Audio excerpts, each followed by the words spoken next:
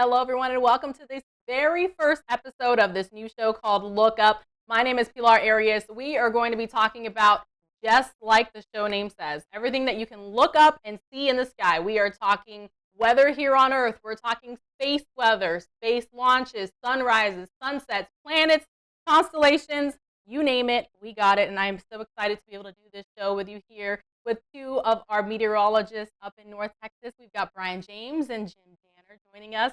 Welcome, gentlemen. Thank you for being with us. Good to be here. Of course. Good to see you. If you guys wouldn't mind just kind of introducing yourself to the audience, telling us a little bit about you. Okay. Sure. You go ahead. Okay, well, I'm senior meteorologist Jim Danner here. You're older than I am, so I'll let you old guy go first. Wow. Wah, wah, wah. Okay, well, he's out of here.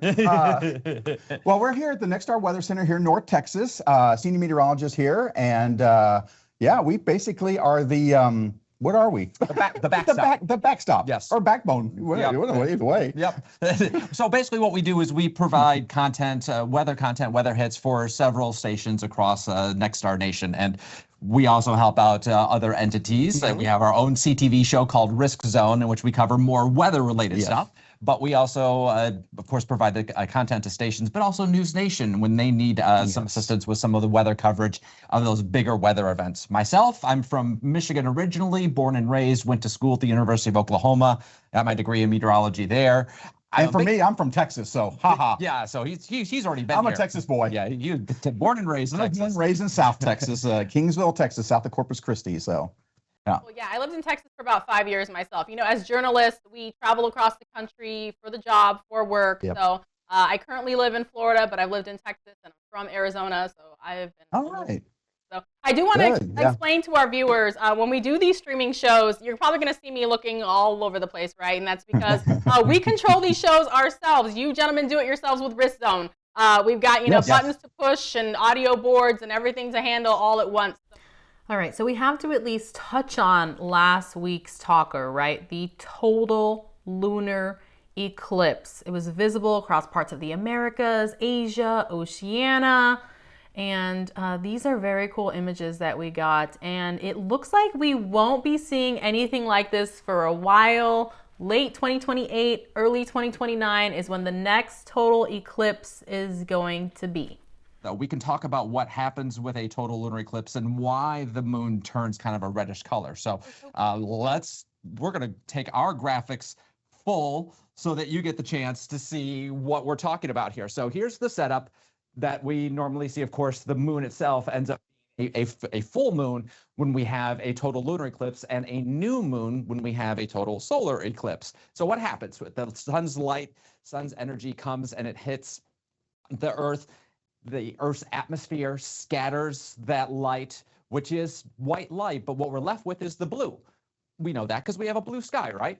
But if you go on the other side of Earth, you have basically on the periphery of the Earth from the sun's light going around and going into the dark side, you have basically a sunset color that goes all the way around the entire Earth. So the only thing that remains is the red light. Everything else has been scattered. So here's our umbra, which is where the total eclipse takes place. And then the penumbra is that outer edge. So the main core of that, the shadow, is where you see that kind of red shade. So as the moon moves into that, that's where you see the moon turn red. And that's why we have that reddish hue, because basically it's a sunset that's taking place across the entire Earth. And what we're seeing is a result of that color. That's why it turns that kind of reddish orangish color as it moves from the penumbra into the umbra. So hopefully you know now a little bit more about how a lunar eclipse takes place. Now, the other thing to point out, this is a 2D view of it. So when you're looking at it, you kind of remember that this is on a plane. For us to see a total lunar eclipse, that moon has to be in the plane of the Earth's shadow. That doesn't always happen. Sometimes it's a little bit above, sometimes it's a little bit below, and that means sometimes you see not quite totality, or you don't have one take place at all where it doesn't line up. When it lines up and actually gets into our shadow, that's when we see the total lunar eclipse. It's an amazing sight. It's really cool to see the explainer, because of course we look at solar eclipses, lunar eclipses. Well, we're not supposed to look directly at solar eclipses, but we watch them with our special glasses or our devices that we make. And it's an amazing sight, and I feel like it's something that people always remember. But when you see the science behind it, Yes. Totally different. Yep. Yeah, it's kind of cool when you can kind of peel back the onion a little bit and see what's taking place from that, I don't know, 300,000. Yeah, exactly. Right. Absolutely. We're a long ways away. Yeah. But you did mention the solar eclipse, which we had the big one that went through a couple of years ago, back in 2024, around April 8th, and that one went across all of, or at least through the central part of the United States. Yeah. That was my first experience with a total solar eclipse, and mine too, because I was in South Texas and we had it down there too. So. Yep. So both of us had that first chance to experience it, and the difference between like a lunar eclipse and a total solar eclipse, it's literally night and day. Yeah, exactly. It is.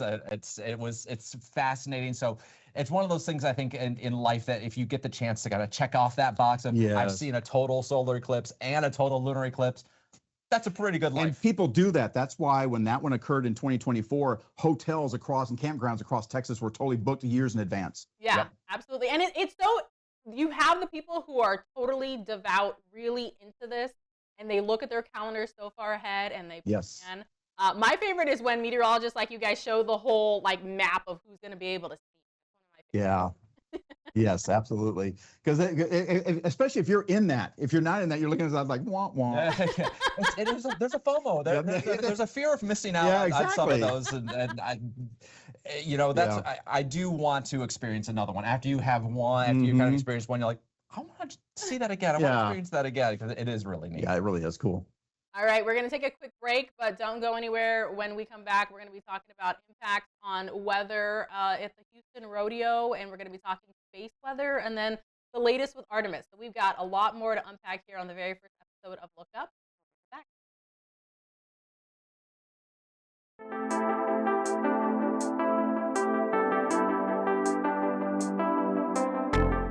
All right, everybody, welcome back to this very first episode of Look Up. My name is Pilar Arias. I am being joined today by some very special meteorologists in North Texas. We've got Brian James and Jim Danner with us. Fellas, thanks for being here today. Yes. I want to talk, we were just talking about the lunar eclipse. When is the next new moon? And could you please explain, this is a ever-going, ongoing cycle. We've got moon phases all the time. Yeah. Yep. Each month has its own full moon, and there's varying names for each of those full moons that kind of go back to some agricultural type of things. Lore of some. Yeah, that's what the kids refer to nowadays. Lore, the lore that goes along with this. But it's for each. It's a 28-day cycle, so we just we see it on the calendar. The next new moon is coming up on, I do believe, the 19th. 19th, I believe. And so. And it is a 28-day cycle, which is why it never ends. It's never on the same day every month. Yeah, that's right. So our weird calendars with 30 and 31, going at 28.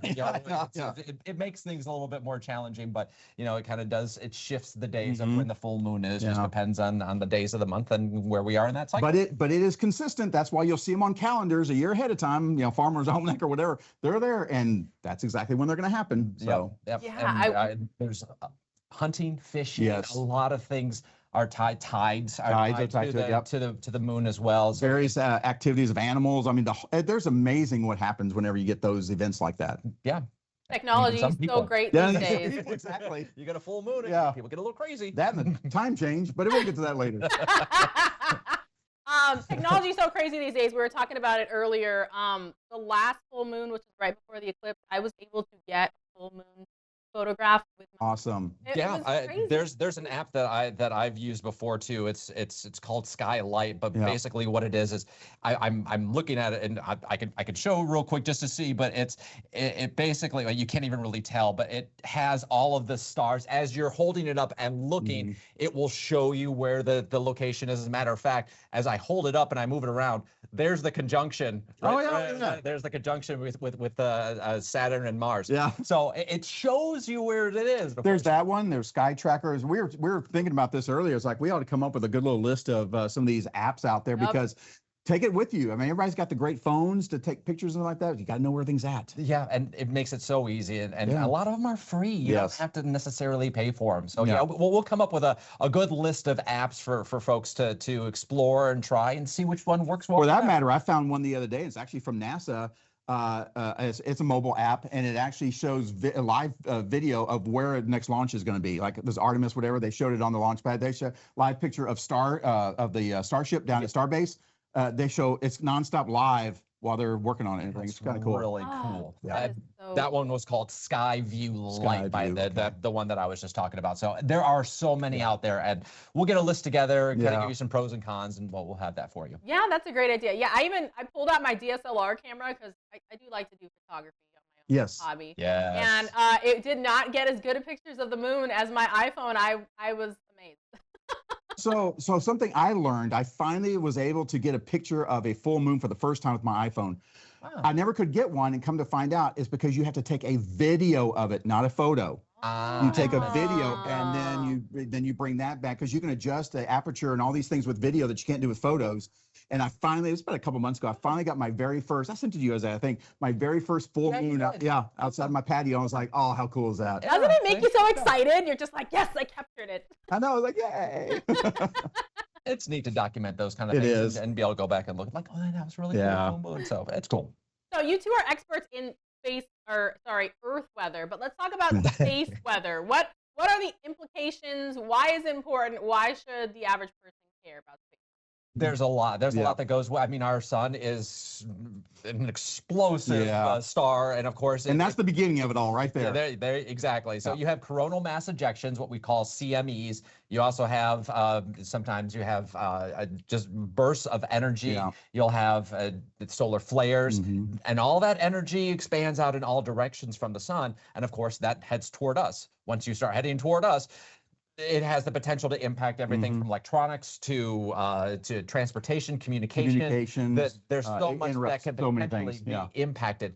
But we also have the magnetic field. Our magnetic field protects us and does a lot of kind of protection. repel that. But it also creates the auroras. The auroras. That's the reason for your auroras up in the North Pole there. North Pole, and sometimes if you get the strong enough ejections from the sun, then you can get them like we had a couple months ago, all the way down into the south. And so we'll get those geomagnetic storms that are forecast. So we'll see them take place. Of course, we've got technology now. We've got satellites that actually monitor the sun 24/7, 365. And so when we see those coronal mass ejections explode, depends on where it is, of course, whether or not we're going to get the direct energy, so we can do different levels, and the stronger the coronal mass ejection, the better chance we have across more of the U.S. to see. And we may want to get some of that video out there. There's cool videos out there showing that actually happen, and it's weird because you'll see it like it's right there, like a tethered, and all of a sudden it just snaps off from the sun. It's really amazing. We'll have to find some of that video and bring that on. Yep.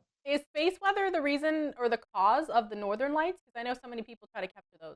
Yes. Yeah, that's your aurora borealis, your northern lights. So what's happening is that burst of protons and a bunch of other energy elements coming from the sun hit our atmosphere, and it causes the different components in the upper part of the atmosphere to start to light up. It's basically just that energy hits those different layers of the atmosphere and causes those colors, and it causes the different ripples in the atmosphere. And I think it's also the strength too of what causes that, because sometimes you'll just get the little shades of green, but other times you're going to get the purples and the pinks in there and everything. So that's another thing we might want to talk about too. So explain on that. The reason why you see certain colors sometimes and not all the time. I'm loving all these show ideas, guys. Just keep them coming.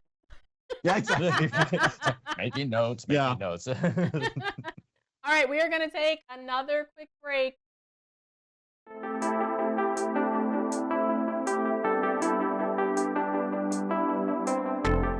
Hello everyone, welcome back to this episode of Look Up. We are now going to be talking about impacts of weather on the Houston Rodeo, and I do have a slideshow I want to bring up here for you all. Yeah, these images, they have a media website. They shared a bunch of stuff that's going on, and I think they're so beautiful. And it's really is a cool place to go to. I told you guys at the beginning of the show, I lived in Texas for 5 years, but I never made it to either the San Antonio Rodeo or the Houston Rodeo. And when I look at these images, I feel like Well, and the thing is, so you've got the livestock show, then you've got the rodeo, which is a separate deal. That's usually in the evenings, and then they've got music artists that you love. Kind of fair food. Yeah, it's really a all fun in time. one. It goes on for 3 weeks. Yes.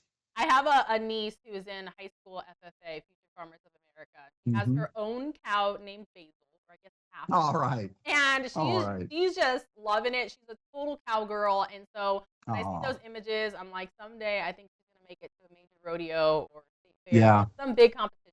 And I'm definitely But you have to, and I own these. People don't believe this, but I own the cowboy boots and the cowboy hat. You have to have all that if you're going to go. You got to have the attire. You do.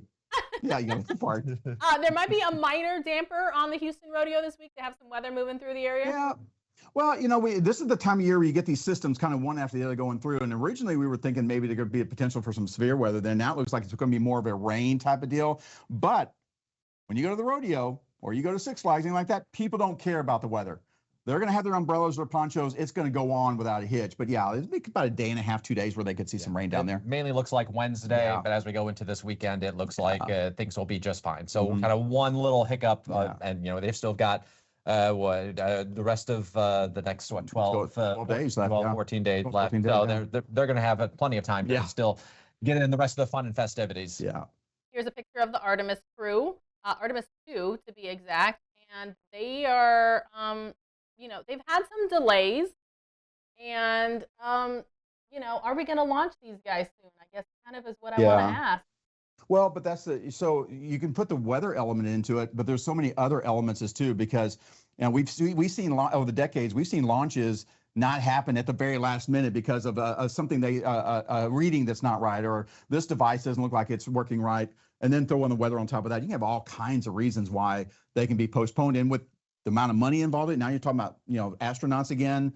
You got to make sure that this is just picture perfect to get these things off the ground. Yeah, and at this point right now, it looks like they're trying to aim for April 1st, which people are kind of joking about that just a little bit. But it's also the reason why I looked it up. Why is the launch being delayed? It's a malfunction in the helium seal of the what is it? The Space Launch System. So the main rocket has a helium seal issue. They had to take it back to the assembly bay to look at it and figure out why. And that doesn't happen overnight. No, and anything that happens like this, I mean, you think back to the shuttle Challenger disaster, the other disaster, Columbia over Texas. I mean, there's so many small things that can go wrong and cause such a big problem. Which you think about Starlink, or the Starbase down in Texas, the Starship. Starship.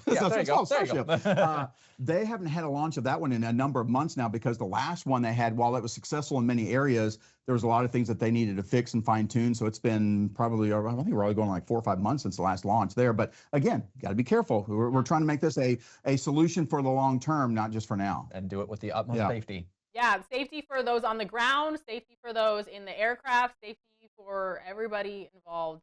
When they get up there and they get to mission mode, I believe it's a 10-day mission. You needed to go off without a hitch, because we saw recently, you know, there was supposed to be, I believe, a week-long mission, and then they ended up there for months. So. Yeah, it was many months. Wasn't it? I think it was close to a year, wasn't it? Yeah, it was. It was. I think it was more than a year. Yeah, it was. They were up there for a while. At least they got up there safely, but then we couldn't get them back. So it's like you got to make sure everything is just And there have been several explosions and rockets that have been tested and have not made it up into orbit. So which has been most of the starships. So it's like there's a reason why you got to keep. So like the last launch they had of Starship, it was considered a successful launch, even though I think exploded as it was landing back in the water or whatever. But so many things had been successful that hadn't been successful before. So still overall a successful mission, but it's unmanned. So baby steps. Yep. Baby steps. Well, I want to thank you, gentlemen, for joining me for this very first episode of Look Up. I do want to play the question and answer portion of the most recent Artemis 2 press conference. So this is the very end. Thanks for being here. And our next question will come from Eben Brown with Fox News.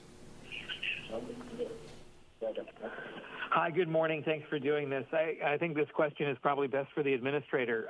When President Trump first announced the Artemis project back in 2017, he wanted to see a lunar landing by 2024. That was obviously not missed. This, despite perhaps being an integration of better practices, does once again push that goal a little further into the future. The president hasn't said much about this really at all, I don't think, but, what's the overall attitude coming out of the administration here? I mean, are they happy with this, not happy with this, or or how does the agency itself react to that pressure that may or may not be there coming from the administration to keep this on track as much as possible and make sure that there aren't unnecessary slips in timelines?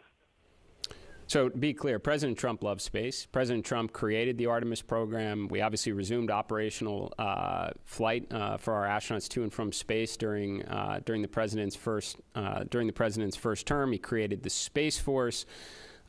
He signed a national space policy on my first day on the job in the Oval Office that not only recommitted American astronauts to the moon, but to build out a lunar base, and not only that, to start making investments in the next giant leap capabilities like nuclear power and propulsion, so we can, eventually have American astronauts put the stars and stripes on Mars. I've spoken with him numerous times leading up to my second nomination for this position about our strategy, the importance of the lunar base. He checks in with great frequency. The Artemis 2 astronauts were at the State of the Union. I was as well. This is a priority for the administration. I think that there are certainly questions of why we didn't make some of these decisions like we are today in terms of standardization and increasing flight rate in the years past. I think President Trump wants to correct that now, and he's given us all the ingredients to do it. A national space policy, congressional funding, and the plus up from the One Big Beautiful Bill is what enables us to undertake this course right now of standardization and acceleration for an achievable path to get American astronauts back on the moon before the end of his term. I know he's fully supportive.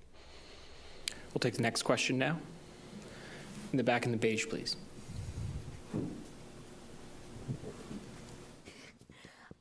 Do you think that some of the budget cuts that we've had recently have contributed to that low flight rate? And would you say that we have the resources and funding to increase that flight rate? And sorry, I just have a logistics question. So can you just clarify the Artemis 3 timeline here? You mentioned mid-2027 and 2028, and I just want to clarify, are those two landing attempts? And then would you be launching in 2028? I'm just trying to wrap my head around that. Sure. I mean, let me just address there were no budget cuts to NASA. We actually had historic funding last year between the consistent funding through the continuing resolution plus the plus up from the One Big Beautiful Bill or the Working Family Tax Cut Act. NASA had historic funding last year, which is the only reason why we are capable of undertaking this right now.